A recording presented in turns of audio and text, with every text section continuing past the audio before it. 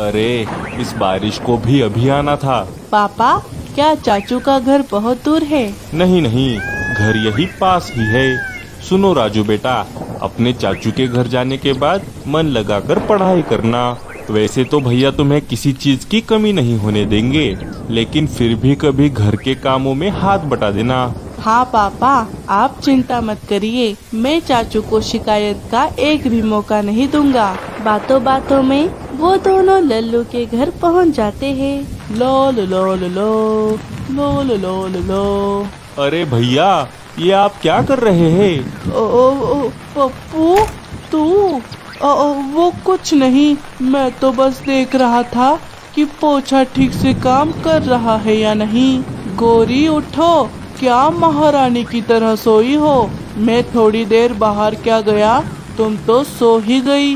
अरे क्या है, क्यों चिल्ला रहे हो? अरे भाई साहब, आप कब आए?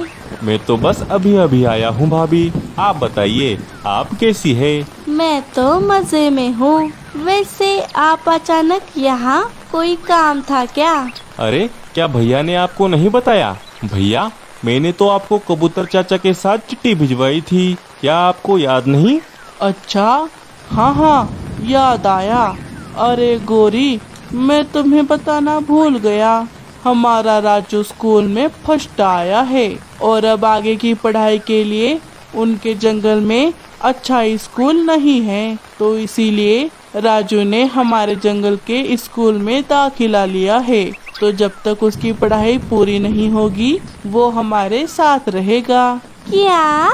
अच्छा, तो अब आप हॉस्टल भी चलाने लग गए हो?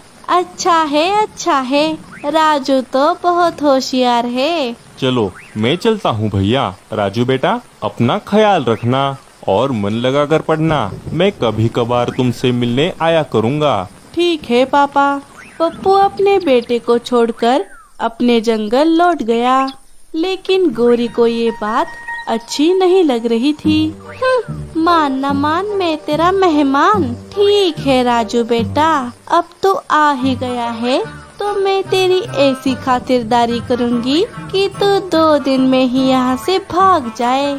जब तक ये यहाँ पर है, इसे अपना नौकर बना कर रखूंगी। अब गोरी के दिमाग में सिर्फ राजू को परेशान करने के प्लान चलने लगे। जैसे ही राजू पढ़ाई के लिए बैठता, वो किसी न किसी तरीके से उसकी पढ़ाई में रुकावट लाती और उसे बहुत काम लगाती। लेकिन बेचारा राजू गोरी का हर काम चुपचाप करता। अरे इसे कितना भी काम लगाओ, ये तो दिन रात पढ़ाई कर रहा है, क्या करूं? अरे जग्गू, कहाँ गए थे? कितनी देर हो गई है, ये भी कोई समय है घर आने का? अरे अरे पापा, आप तो आते ही शुरू हो गए। मैं तो बस अपने दोस्तों के साथ खेलने गया था। आज तो मैंने बहुत आम खाए हैं, मैं बहुत थक गया हूँ। अच्छा, तुम्हारी परीक्षाएं नजदीक आ रही है, अब तक तुमने अपनी किताब का एक भी अक्षर पढ़ा है? जरा देखो राजू को, जब से आया है तब से मन लगा कर पढ़ रहा है और खाली समय में घर के काम भी कर रहा है। कुछ सीखो इससे। चुप करिए लल्लू जी, मेरा बेटा भी बहुत होशियार है, उसे किसी एरे गेरे से मत जोड़िए। मेरे लाल, चल, तू थक गया है ना, खाना खाकर सो जा। नहीं, मुझे नहीं खाना, खिलाइए इसी राजू को। जग्गू गुस्से में अंदर चला गया। अरे अरे मेरे लाल, रुक जा। देख लिए अपने लाल के नखरे, तुम्हारे लाड़ के वजह से ही तो वो इतना आलसी हो गया है। हाँ, आप ही पर गया है। माँ बेटा दोनों एक जैसे है।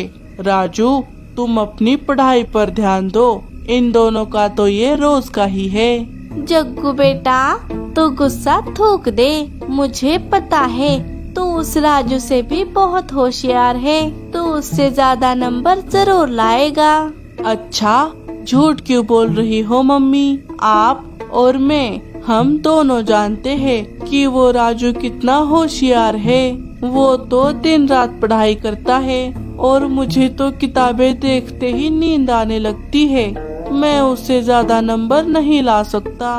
ठीक है, अगर तू आगे नहीं जा सकता तो हम उसी को पीछे खींच लेते हैं। क्या? लेकिन कैसे मम्मी? आप क्या करेंगी?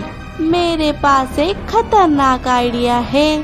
अब तू देख मैं कल क्या करती हूँ। अगले दिन गौरी अपना सोने का हार पहनकर बाहर आती है। सुनिए लल्लू जी, आज मैं अपना ये सोने का हार पहनकर शादी में जाने वाली हूँ। हाँ हाँ, जाओ जाओ, तुम्हें तो आदत है दिखावा करने की। अरे मैं तो अपना पर्स अंदर ही भूल गई, अभी लेकर आती हूँ। ऐसा कहते हुए गौरी अपना सोने का हार वहीं रख देती है और जग्गू को इशारा कर कर अंदर चली जाती है। जग्गू चुपके से वो हार सबकी नजरों से छुपाकर राजू के बैग में डाल देता है। राजू पढ़ाई में इतना मगन था कि उसे कुछ पता नहीं चला। थोड़ी देर बाद गौरी बाहर आ गई और जोर जोर से चिल्लाने लगी। हाय लल्लू जी, ये क्या? मेरा हार कहाँ चला गया? कहाँ गया मतलब? तुमने कहाँ रखा था वहीं पर देखो। अरे यही तो रखा था मैंने, कहीं किसी ने चोरी तो नहीं कर लिया? बाहर से यहाँ कोई आया था क्या? नहीं, बाहर से तो कोई नहीं आया। गौरी तुम यहीं पर देखो, हार यहीं पर होगा।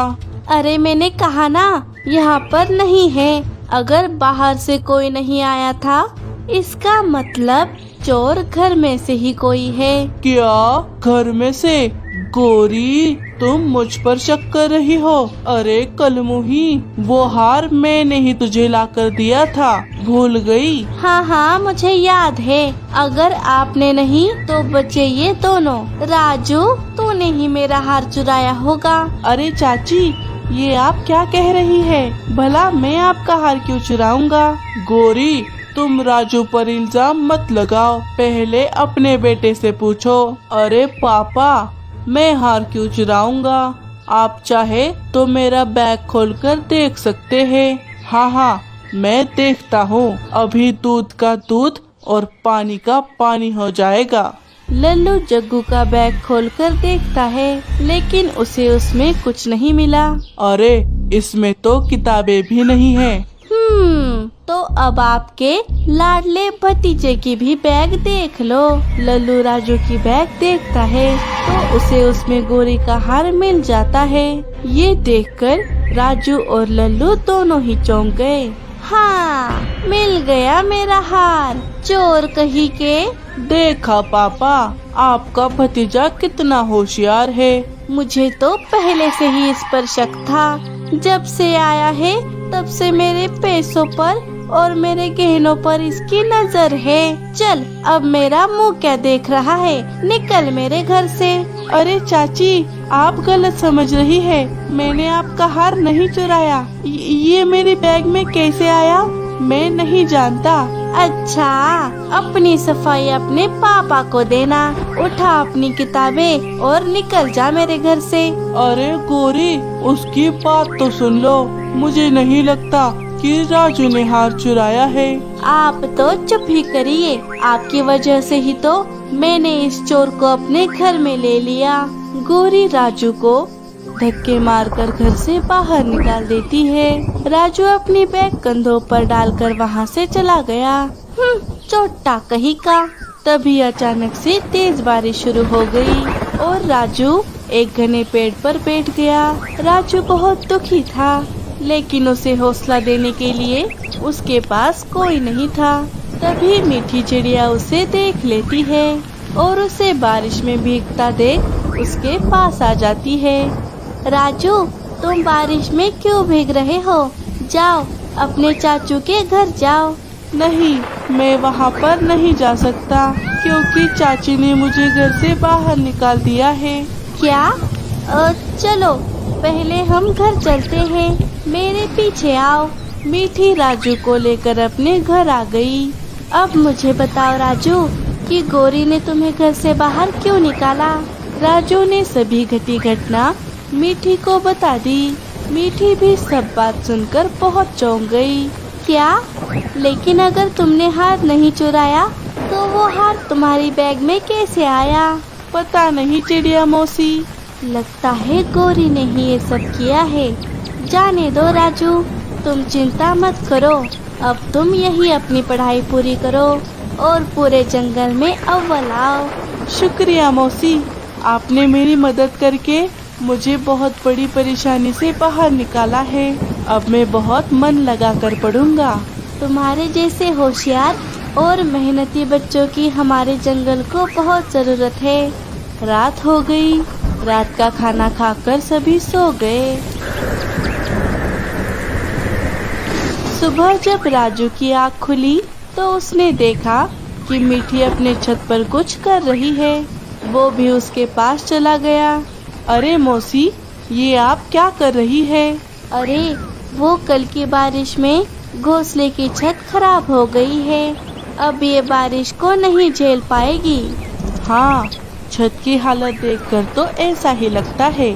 और मैंने घोंसले की दीवारें भी देखी है, वो मिट्टी से बनी है। मुझे लगता है कि इस बारिश में वो ज्यादा दिनों तक नहीं टिकने वाली। अच्छा, अब तो लगता है मुझे घोंसला ही नया बनाना होगा। लेकिन घोंसला बनाने में तो बहुत समय जाएगा। तब तक मैं अपने अंडे का ख्याल कैसे रखूंगी? अंडे से बच्चा भी बाहर आने वाला है। अरे मौसी, आप चिंता मत करिए। आपको अंडे को छोड़कर घोंसला बनाने की कोई जरूरत नहीं। मैं हूँ ना, मैं आपके लिए सारी सुविधाओं से भरा घोंसला बना दूंगा। क्या तुम? अरे बेटा, तुम तो अभी छोटे हो। क्या तुम्हें घोंसला बनाना आता है? हाँ मासी, हमारी किताबों में यही तो हमें पढ़ाया जाता है। इसी बहाने इतने दिनों से जो मैं पढ़ रहा हूँ वो असल में कर कर देखने का मौका मिल जाएगा। एक तरीके से ये मेरी पढ़ाई होगी। अच्छा ठीक है, तुम्हें जिन चीजों की जरूरत है वो मुझे बता दो, मैं तुम्हें लाकर दे दूंगी। ठीक है, आप मुझे कुछ लकड़ियाँ दे दीजिए, बाकी सब मैं ढूंढ लूंगा। ठीक है। सबसे पहले मुझे मौसी का घोंसला बनाने के लिए एक अच्छा और घना पेड़ ढूंढना होगा। तभी राजू उड़ते उड़ते एक घने पेड़ के पास आ गया। हाँ, ये पेड़ सही रहेगा। ये जगह भी कांटेदार झाड़ियों से भरी है। यहाँ पर शिकारियों का खतरा भी नहीं होगा। राजू घोंसले का सामान इकट्ठा करने लगा। लकड़ियाँ और मिट्टी तो उसे मिल गई थी। उसने पेड़ की डाल, कमल के पत्ते और कुछ कैक्टस के कांटे इकट्ठा कर लिए। पहले मजबूत लकड़ियों का ढांचा बनाना होगा। राजू ने लकड़ियों का ढांचा बना दिया और उसने मिट्टी और तिनकों में कुछ कैक्टस के कांटे मिला दिए ताकि घोंसले को शिकारी कोई नुकसान ना पहुंचा सके। कड़ी मेहनत के बाद राजू ने एक सुरक्षित और सुंदर घोंसला बना लिया। क्या घोंसला बनकर तैयार हो गया, वो भी इतनी जल्दी? राजू, तुमने इतनी मेहनत की, इस बात की मुझे बहुत खुशी है। हाँ मासी, अब आप कल ही जाकर उस घोंसले में रह सकती है। बाहर बारिश हो रही है, वरना हम आज ही चले जाते। तभी एक तेज हवा का झोंका आता है और उनके घोंसले की छत को उड़ा ले जाता है। अरे बाप रे, ये क्या? घोंसले की छत कैसे उड़ गई? अरे चिड़िया मौसी, जल्दी से यहाँ से चलिए, आपका अंडा भीग रहा है। मीठी ने अपना अंडा ले लिया और दोनों राजू ने बनाए घोंसले के पास आ गए। घोंसले को देखकर मीठी बहुत चौंक गई, क्योंकि ऐसा घोंसला उसने आज तक नहीं देखा था। क्या हुआ मौसी? चलिए घोंसले के अंदर चलिए। दोनों अंदर आ गए। अंदर भी राजू ने की सुविधाओं को देखकर मीठी को अपनी आंखों पर विश्वास नहीं हो रहा था। मौसी, आपके अंडे को इस कपास के घोंसले में रख दीजिए। मैंने ये घोंसला खास उसी के लिए बनाया है। राजू, तुमने तो घोंसला बड़ा ही अलग और नए तरीके से बनाया है। ऐसा सुंदर, मजबूत और सुरक्षित घोंसला तो मैंने आज तक नहीं देखा। अच्छा, आपको घोंसला पसंद आया? ये सुनकर मुझे बहुत अच्छा लगा। तभी दरवाजे पर किसी ने दस्तक दी। मीठी दरवाजा खोल देती है। बारिश में भीगते पंछी जल्दी से घोंसले के अंदर आ जाते हैं। राजू के पिता भी राजू से मिलने आ गए थे। तो ये बढ़िया घोंसला तेरा है। वाह वाह, बड़ा ही अनोखा घोंसला बनाया है तूने।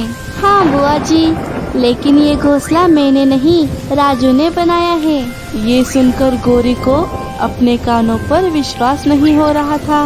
क्या राजू बेटा, ये घोंसला तुमने बनाया है? वाह बेटा, मुझे तुम पर बहुत गर्व है। गौरी को अपनी गलती का एहसास हो गया और उसने राजू से माफी मांग ली। राजू ने बड़ा दिल कर अपने चाचा चाची को माफ कर दिया। सभी पंछी राजू के कहे अनुसार घोंसला बनाने की ठान लेते हैं।